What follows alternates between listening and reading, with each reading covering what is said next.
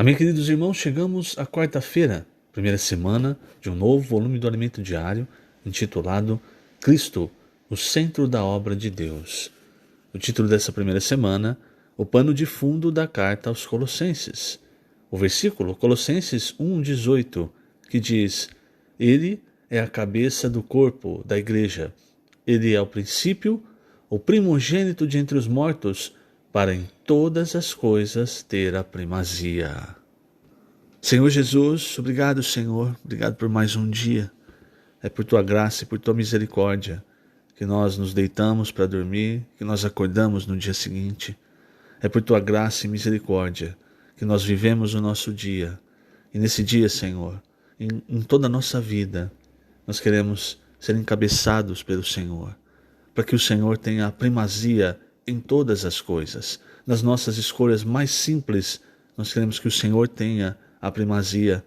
Nos ensina, Senhor, a negar a nós mesmos, a entregar o domínio, o controle total da nossa vida ao Senhor, que é quem de fato sabe como conduzir a nossa vida. Não queremos, Senhor, permanecer em nós mesmos, mas ainda muitas vezes é isso que fazemos.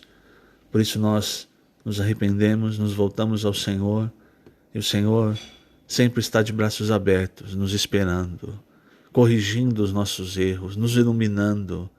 Obrigado, Senhor. Obrigado por tamanho amor, por tamanha graça.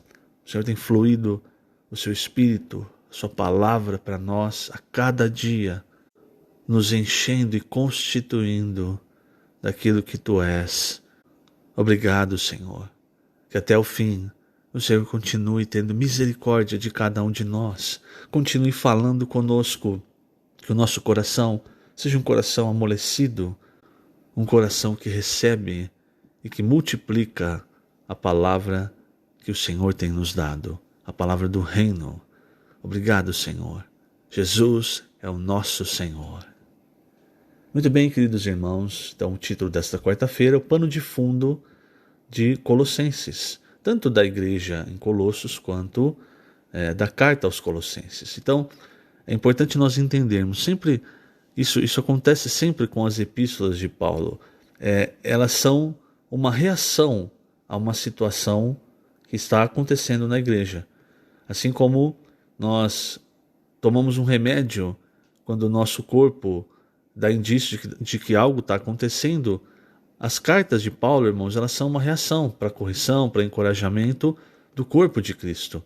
E para situações específicas que estavam acontecendo naquela época.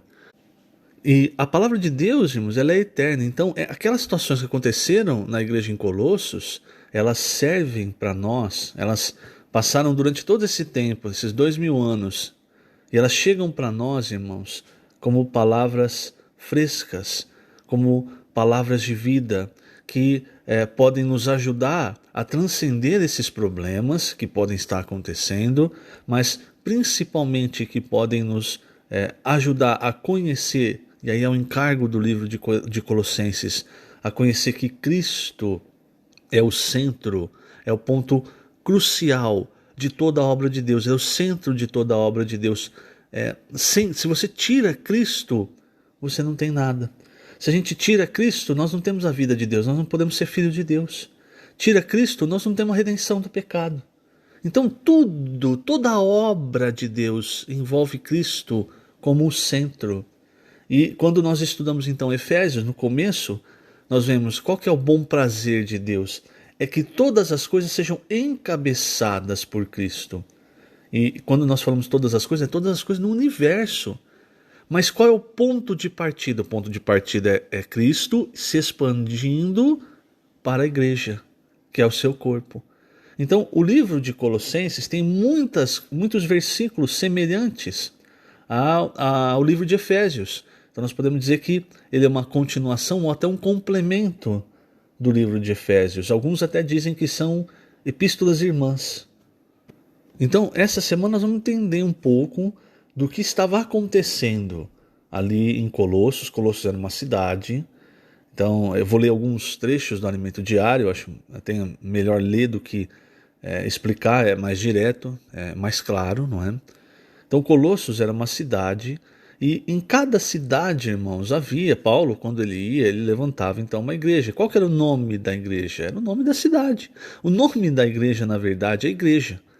E para diferenciar uma igreja de outra, aplicava-se o nome da cidade. E isso é o princípio, é a base da unidade. E quando Paulo, irmãos, escreveu essa carta, nós vamos falar o porquê mais à frente. Paulo, ele escreve não só essa carta, como também a carta aos Efésios, aos Filipenses, a carta a Filemão. Ele escreve essas cartas na época que ele estava preso em Roma.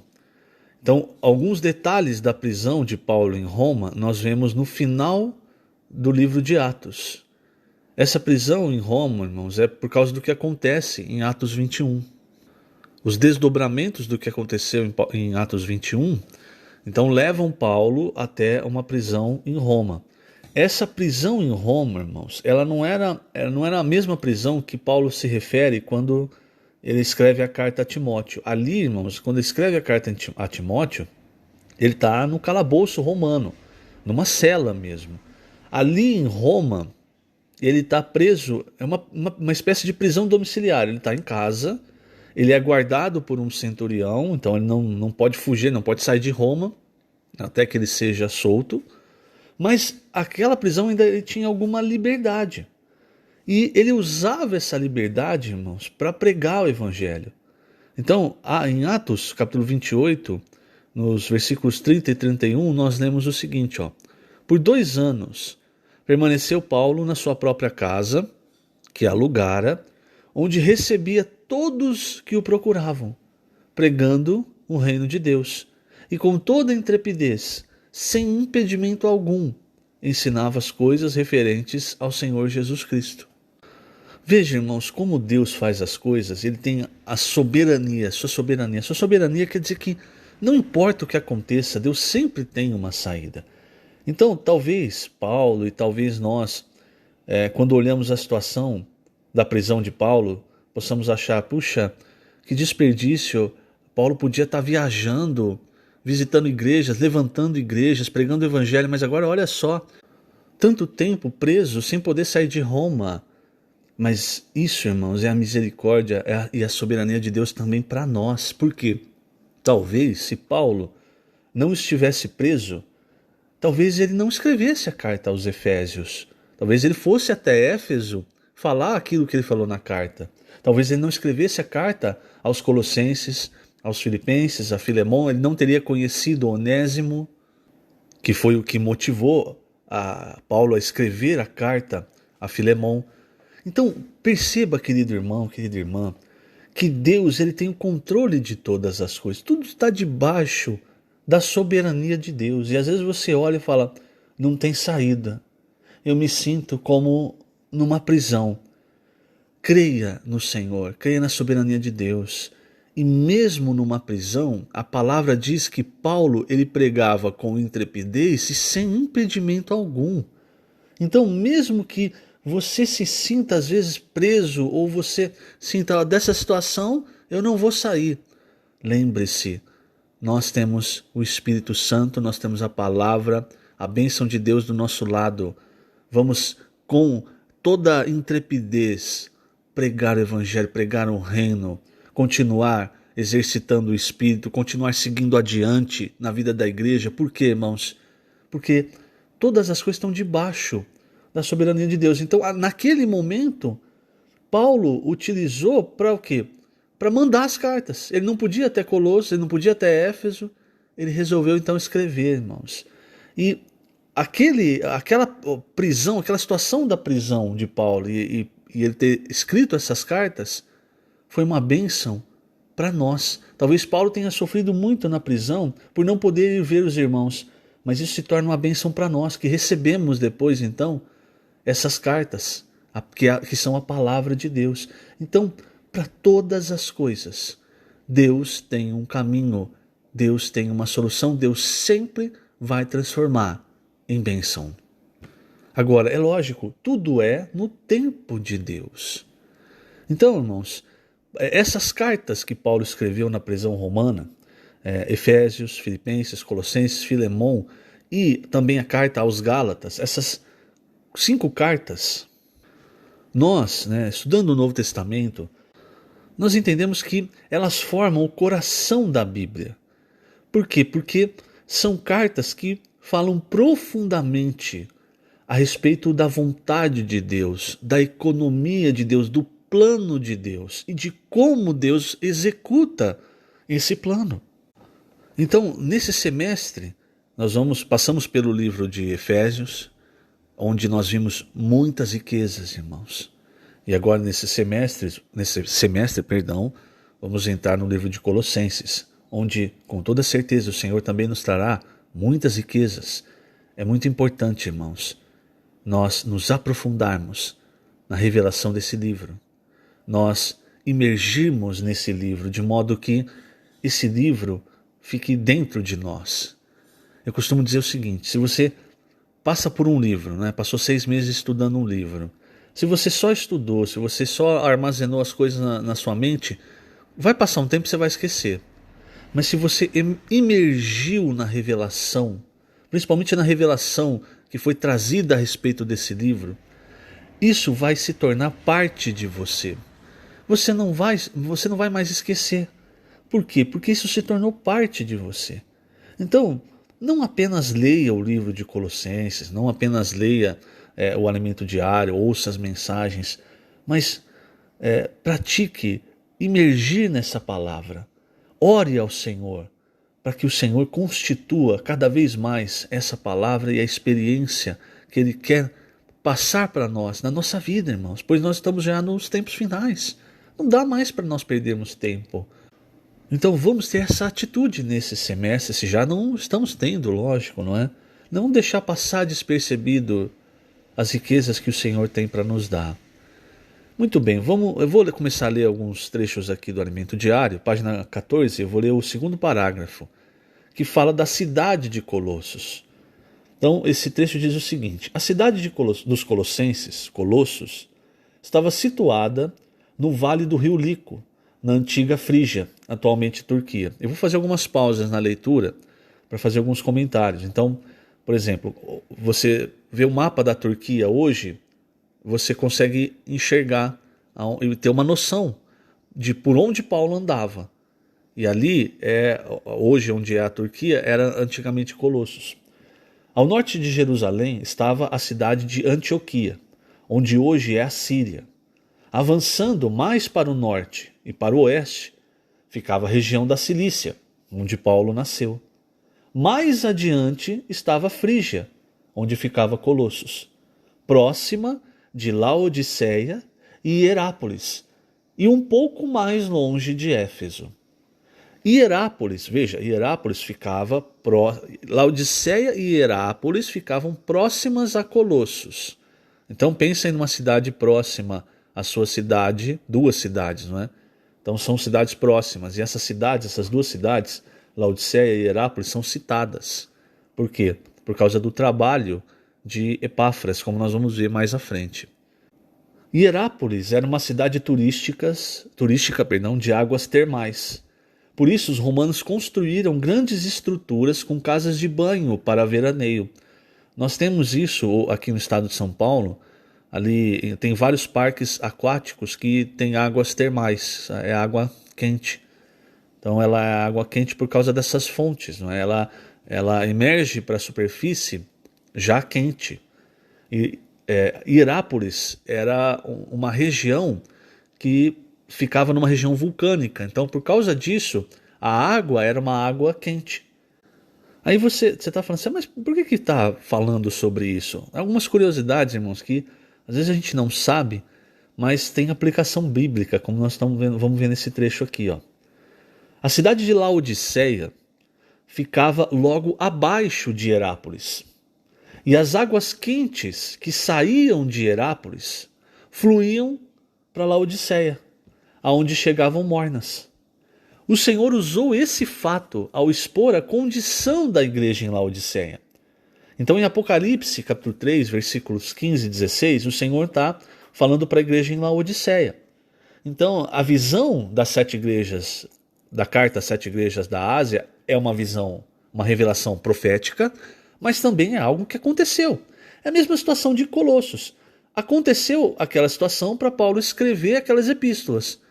Mas não quer dizer que aquilo é só para os colossenses, é para nós também. Então, o que o Senhor falou para Laodiceia? Ele disse, Apocalipse 3, 15 a 16, conheço as tuas obras, que nem és frio nem quente. Quem deras fosses frio ou quente, assim porque és morno, e nem és frio nem quente, e nem és quente nem frio, estou a ponto de vomitar-te da minha boca. Então ele usou essa figura que era conhecida, essa situação que era conhecida ali daquela região. Por quê? Porque de Herápolis, nessa região vulcânica, descia então a água e quando chegava em Laodiceia, na cidade de Laodiceia, que ficava mais abaixo, ela chegava morna. O Senhor usou esse exemplo, para alertar os irmãos da igreja em Laodiceia sobre a condição deles. Vocês acham que sabem tudo, vocês acham que têm todo o conhecimento, mas cuidado, vocês não são frios, mas vocês também não são quentes. Vocês estão numa situação pior, vocês são mornos. A situação da igreja em Laodiceia, irmãos, é uma situação em que nenhum de nós deve cair, espiritualmente falando. Veja, a água saía de Herápolis quente, mas no percurso ela ia esfriando, ia ficando morna. Isso não pode acontecer conosco, irmãos. Não podemos esfriar as coisas, não é? Na verdade, uma condição ainda de ser frio, por que o Senhor fala, quem dera fosse frio ou quente? Porque quando você é frio, você sabe, eu tô errado. Às vezes você se afastou do Senhor e está levando uma vida que não é uma vida, como Paulo diz, digna do chamamento de Cristo. Ele fala em Efésios 4, 1. Então você está frio e você sabe, eu estou frio. Mas o problema de quando você está morno é que frio você pode se arrepender. Mas quando você está morno, a palavra vem quente. Aí ela chega em você, ela esfria, ela está morna, você não tem reação. Mas você acha que está tudo bem, que você conhece todas as coisas. Não, que eu não preciso disso, eu não preciso praticar isso, eu não preciso praticar aquilo. Eu detenho a verdade, eu tenho razão. Era a situação dos de Laodiceia que diziam, eu sou rico e abastado, eu não preciso de coisa alguma. Então a palavra sai quente, chega, está morna, irmãos. Entende a diferença? Não vai se arrepender, porque não vê que está errado. Se está frio, ainda vê, eu estou errado. Eu preciso de arrependimento. Mas quando está morno, quando está quente, está praticando, está ali exercitando o espírito. Quando está morno, irmãos, é a pior condição para um cristão. Não vamos cair nessa condição, irmãos. Vamos sempre ter a humildade de receber a palavra de Deus quente e continuar queimando. Não deixa ficar morno. Então é muito interessante esse fato histórico, né? E eu vou ler também agora, até para finalizar, a página 14, o último parágrafo, porque aqui começa a mostrar o que estava acontecendo na igreja em Colossos. Por que Paulo, então, ele manda essa carta?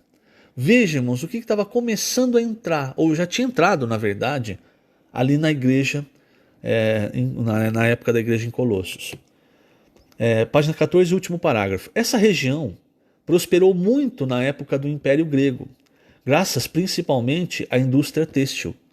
Entretanto, na época de Paulo, a importância comercial da região já estava em decadência. Estamos falando aqui da região de Colossos, da cidade de Colossos. A população era formada de frígios, gregos e judeus, que ali se instalaram 2 séculos antes de Cristo. Essa mistura de povos, de religião e de cultura criou uma atmosfera de sincretismo, ou seja, uma mistura de diferentes doutrinas de caráter filosófico, religioso ou cultural para formar uma nova doutrina. Tal ambiente de muita mistura acabou se refletindo na vida da igreja em Colossos. Então, por causa das tradições religiosas, culturais, filosóficas, os irmãos em Colossos, eles foram contaminados por algo que substituía Cristo como a primazia, como o centro de todas as coisas. Nós vamos falar mais sobre isso durante a semana, mas é importante nós já entrarmos nesse encargo para entender o problema em Colossos, perceber se isso é um problema também para nós, e se for um problema para nós, não seja morno. Você precisa ter uma reação. A reação é queimar no espírito. Eu vou repetir, ser frio é muito ruim, mas frio ainda você percebe, eu preciso de arrependimento, eu não estou numa condição ideal. Quando é morno, você não está numa condição ideal e acha que está numa condição ideal.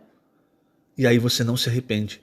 E aí você toma um caminho em que o próprio Senhor diz, eu estou a ponto de vomitar você da minha boca. Não sejamos assim, irmãos. Então, quando nós vimos essas coisas que aconteceram em Colossos, se você detectar, isso está acontecendo na minha vida, imediatamente, irmãos, nós precisamos nos voltar ao Senhor. Não deixe que a palavra, que o Espírito esfrie. Vamos ser quentes, queimando no Espírito, para trazer o Senhor de volta. Nós vamos falar mais sobre isso então durante a semana. Que o Senhor te abençoe grandemente. Lembrando, nós estamos colocando essas gravações agora na página do YouTube da Igreja em Ribeirão Preto. Então você acessa o YouTube, Igreja que está em Ribeirão Preto, na parte de vídeos você vai encontrar as gravações. Que o Senhor te abençoe grandemente. Jesus é o Senhor.